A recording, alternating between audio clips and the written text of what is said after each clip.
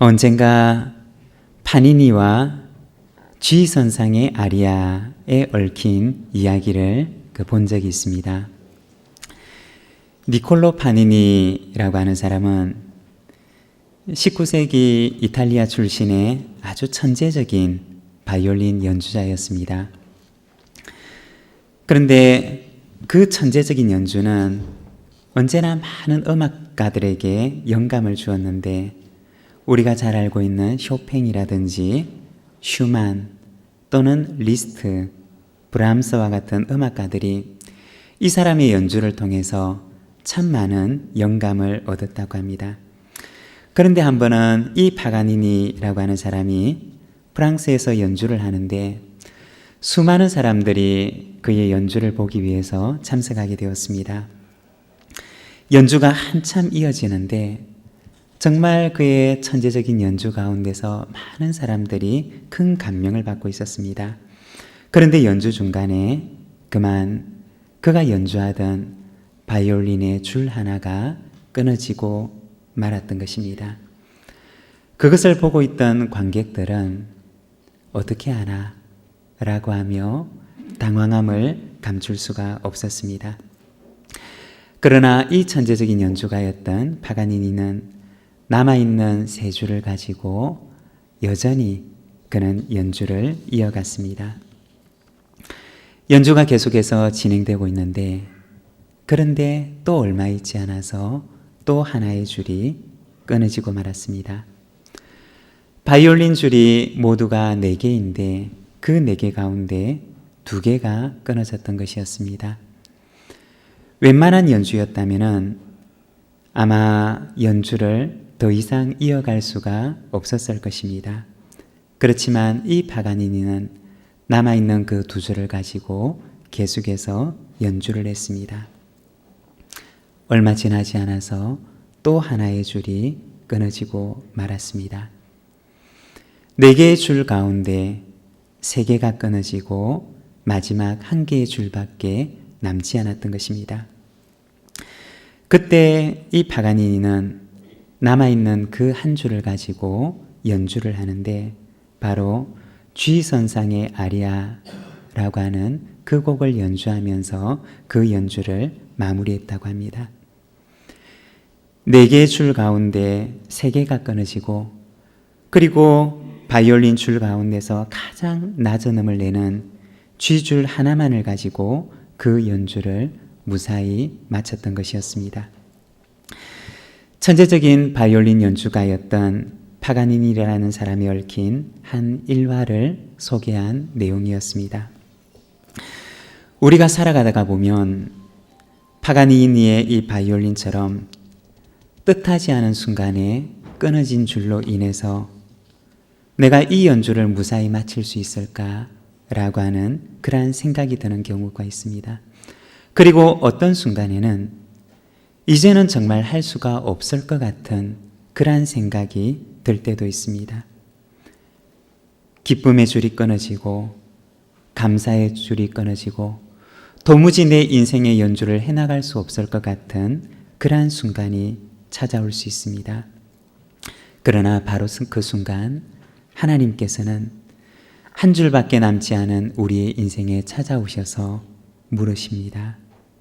우리 이름을 부르시며 너 그래도 연주할 수 있니? 라고 물으십니다. 사랑하는 여러분, 그래도 연주할 수 있으십니까? 그리고 그 남은 한 줄로 하나님께서는 우리의 인생이라고 하는 악기를 들고 연주하시는데 가장 아름다운 음악을 연주하십니다. 사랑하는 여러분, 저와 여러분의 인생이 하나님의 손에 들린 악기가 되어서 하나님의 손에 들려 아름다운 음악을 연주하는 저와 여러분의 삶이 되기를 간절히 소망합니다. 오늘 우리가 읽은 이 말씀은 바울이 데살로니가 교회 성도들에게 여러분을 향한, 우리를 향한 하나님의 뜻이 무엇인지 아십니까? 라고 묻는 말씀입니다. 오늘 우리가 읽은 본문 16절에서 18절까지 말씀을 우리가 짧은 말씀인데 같이 한번 읽어보도록 하겠습니다. 우리 함께 읽겠습니다. 항상 기뻐하라. 쉬지 말고 기도하라. 범사에 감사하라. 이것이 그리스도 예수 안에서 너희를 향하신 하나님의 뜻이니라. 바울은 이 세 가지 권면의 말씀을 가지고 데살로니가 교회 성도들에게 권면합니다. 그런데 이 권면을 보게 되면 이 세 가지의 권면은 여러분 이렇게 한번 해보시지 않겠습니까? 라고 하는 제안이 아니라 항상 기뻐하라. 쉬지 말고 기도하라.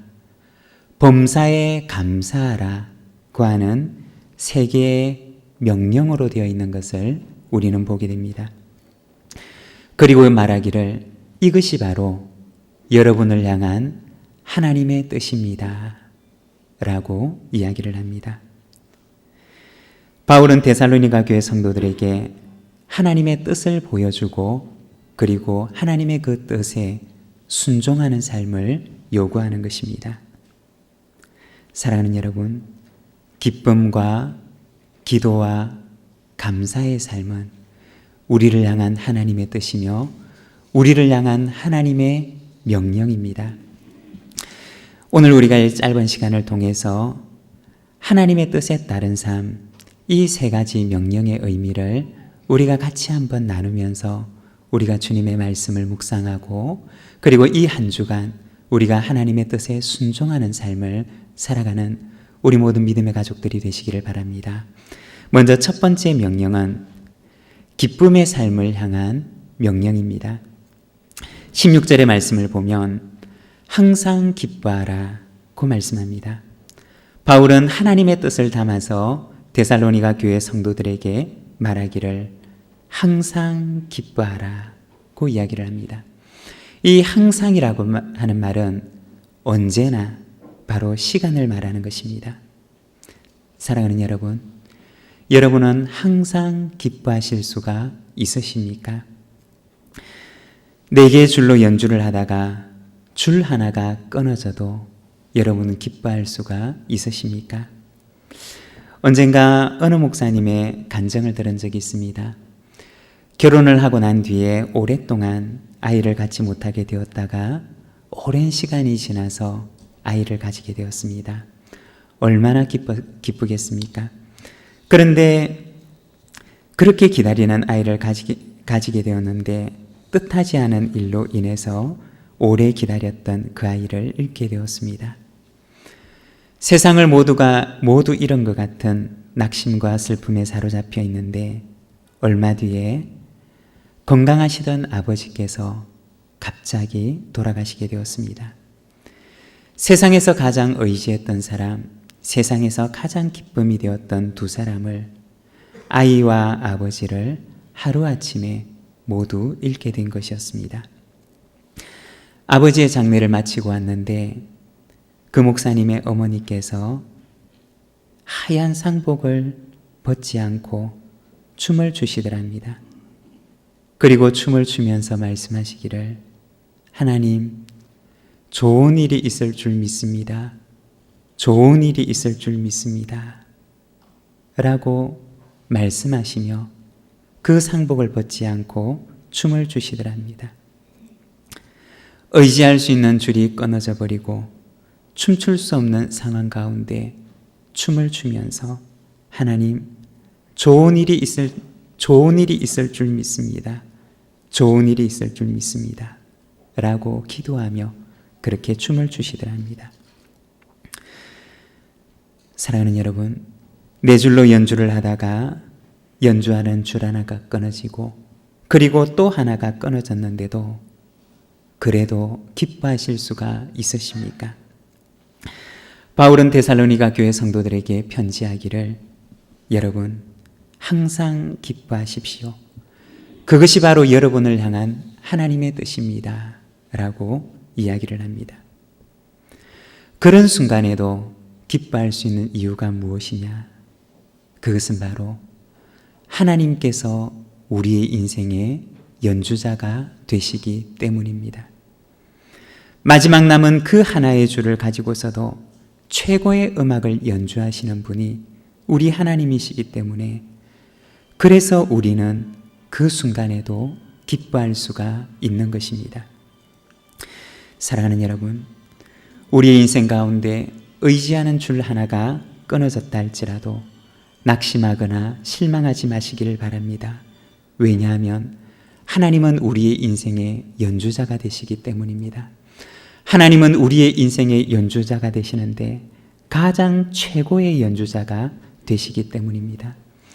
우리 인생의 최고의 연주자가 되시는 그 하나님께서 우리의 인생을 통해서 이 세상에서 가장 아름다운 음악을 연주하실 줄로 믿습니다.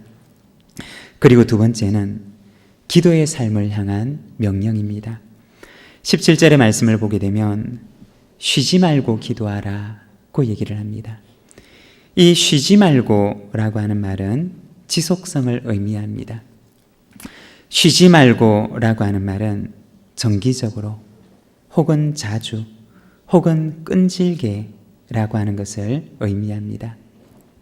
정기적으로 기도하고 자주 수시로 기도하고 그리고 끈질기게 기도하는 것을 말하는 것입니다. 누가복음 18장에 보면은 예수님께서 기도에 대해서 제자들에게 말씀하시는데, 한 도시에 하나님을 두려워하지 않고 사람을 무시하는 재판장이 있었습니다. 어느 날 과부가 찾아와서 이 재판장에게 자신의 억울한 일을 하소연합니다. 그러나 이 재판장은 그 과부의 사정을 들어주지를 않습니다. 그렇지만 결국에는 이 재판장이 그 과부의 사정을 들어줄 수밖에 없게 되는데, 그것은 바로 과부가 그를 너무 번거롭게 했기 때문이다 라고 예수님께서는 말씀해 주십니다. 예수님께서는 제자들에게 말씀하시기를 누가복음 18장 7절에 보면, 하물며 하나님께서 그 밤낮 부르짖는 택하신 자들의 원한을 풀어주시지 아니하시겠느냐, 그들에게 오래 참으시겠느냐 라고 말씀하십니다. 그리고 18장 1절에 예수님께서는 이 비유를 시작하실 때 누가복음에 보면 이렇게 말합니다. 예수께서 그들에게 항상 기도하고 낙심하지 말아야 할 것을 비유로 말씀하여 이르시되, 예수님께서 이 비유를 들려주신 이유가 무엇이냐? 그것은 바로 제자들에게 항상 기도하고 그리고 낙심하지 말아라고 하는 것을 가르쳐 주시기 위해서 예수님께서는 이 비유의 말씀을 제자들에게 들려주셨던 것입니다. 쉬지 말고 기도하라고 하는 것은 바로 낙심하고 낙심하지 않고 끝까지 끈질기게 포기하지 않고 하나님께 기도하는 것을 말하는 것입니다. 왜 끝까지 기도할 수가 있느냐? 그것은 예수님의 그 말씀처럼 하물며 하나님께서, 하물며 너희의 아버지가 되시는 하나님께서 그 택하신 자들의 기도를 오래 참으시겠느냐라고 말씀하시는, 바로 성도들의 간구를 들으시는 그 하나님의 성품 때문에 예수님께서는 제자들을 향하여 낙심하지 말고 기도하라고 말씀하셨던 것입니다. 사랑하는 여러분, 우리의 인생 가운데 내가 이겨낼 수 없을 것 같은, 내가 넘을 수 없을 것 같은 산 같은 문제가 닥친다 하더라도, 그러나 낙심치 않고 주님 앞에 기도하는 우리 믿음의 가족들이 되시기를 바랍니다. 자신을 위해 기도하고, 남편과 아내를 위해서 기도하고, 부모와 자녀를 위해서 기도하고, 교회를 위해서 기도하고, 그리고 또 누군가를 위해서 기도하시기를 바랍니다. 기도하고 간구할 때 하나님께서 우리의 기도를 들으심을 믿습니다. 그리고 우리가 누군가를 위해서 기도할 뿐 아니라 성령님께서도 우리를 위하여 간구하신다라고 말씀하십니다. 제가 참 좋아하는 찬양 중에 그런 찬양이 있습니다. 당신이 지쳐서 기도할 수 없고 눈물이 빗물처럼 흘러내릴 때 주님은 아시네 당신의 약함을 사랑으로 돌봐주시네.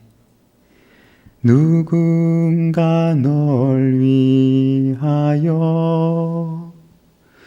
누군가 기도하네. 내가 홀로 외로워서 마음이 무너질 때 누군가 널 위해 기도하네. 사랑하는 여러분, 우리 인생의 줄이 끊어져도 우리를 위하여 기도하시는 분이 계십니다. 우리 주님께서 우리를 위하여 눈물로 간구하시며 오늘도 우리를 위하여 간구하시는 줄로 믿습니다.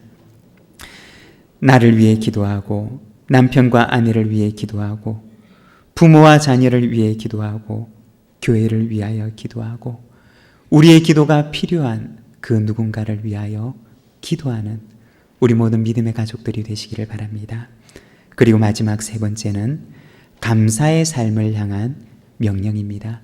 우리 18절의 말씀을 같이 한번 읽어보도록 하겠습니다. 함께 읽겠습니다. 범사에 감사하라. 이것이 그리스도 예수 안에서 너희를 향하신 하나님의 뜻이니라. 여기서 범사라고 하는 것은 모든 일을 말하는 것입니다. 그런데 오늘 본문 말씀에 보면 모든 일로 인해서 라고 이야기를 하지 않고 모든 일에 범사에 감사하라고 말씀을 합니다. 어떤 조건이 충족되어서 드리는 감사가 아니라 그 조건과 상관이 없는 감사를 모든 일에 감사하라고 얘기를 합니다. 언젠가 어떤 분의 이야기를 들은 적이 있습니다. 30년을 법조인으로 일을 했지만 경영하는 일은 잘 되지 않았고 은행 계좌는 비어갔고 결혼 생활은 파경으로 치달았고 그리고 아들과의 관계도 멀어져 갔습니다. 그리고 남은 것은 외로움과 우울증뿐이었습니다. 그러던 어느 날 자신의 인생을 돌아보는데 아주 어린 날에 조부모님께서 그에게 하셨던 일을 떠올리게 되었습니다. 그 조부모님께서는 아이가 감사를 표현할 때마다 용돈을 하나씩 주었던 것입니다. 그 일을 기억하고 그는 그 마음속에 결심을 하고 그는 범사에 그리고 모든 일에 모든 사람에게 감사를 표현하기로 마음을 정하게 됩니다. 그리고는 가까운 사람들에게 감사 쪽지를 적게 되는데 가장 먼저 딸의 피아노 선생님에게 감사의 쪽지를 보내었습니다. 그리고 법률 도움을 받고 수수료를 입금한 고객에게도 감사의 쪽지를 보내었습니다. 얼마 전에 갔던 커피숍에서 친절하게 응대해 주었던 커피점 아가씨에게도 고맙다며 감사의 쪽지를 건네주었습니다. 거리가 멀어졌던 아들에게도 2년 전에 보내주었던 그 선물이 고맙다며 감사 쪽지를 보내었습니다. 그는 이렇게 매일같이 감사 쪽지를 하루에 한 장씩 적어서 누군가에게 건넸습니다. 그런데 그가 하루에 한 장씩 적어서 건네는 그 감사 쪽지는 그의 인생을 변화시키기 시작했습니다. 그는 이렇게 365일 동안 하루에 한 장씩 감사 쪽지를 건네는데 이 감사 쪽지가 그의 인생을 변화시켰던 그 경험을 그는 작은 책으로 내게 되는데 그 책의 제목은 365 땡큐라고 하는 책이었습니다.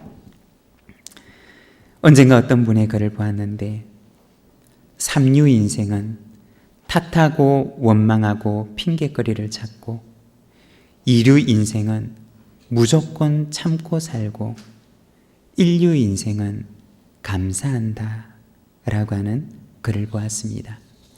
사랑하는 여러분, 항상 기뻐하시기를 바랍니다. 그리고 쉬지 말고 기도하시기를 바랍니다.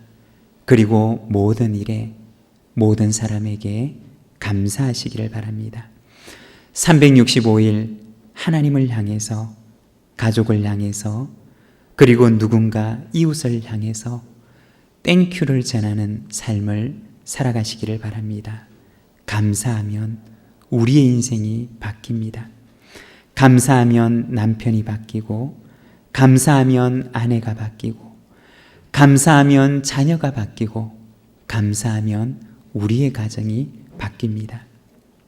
감사하면 하나님께서 우리의 인생을 바꾸실 것입니다. 365일 범사에 감사함으로 하나님께 나아가는 저와 여러분, 우리 부산진 모든 믿음의 가족들이 되시기를 간절히 소망합니다. 기도하겠습니다. 사랑의 하나님 아버지, 은혜를 감사합니다. 오늘 우리가 주님 앞에 감사하는 삶을 살아가기를 원합니다. 365일 하나님께 감사하며, 가족에게 감사하고, 이웃에게 감사하며, 모든 일에 감사하고, 모든 사람에게 감사하는 하나님을 향한 땡큐의 삶을 살아가는 저희들의 삶이 되게 하옵소서. 예수님의 이름으로 기도드립니다. 아멘.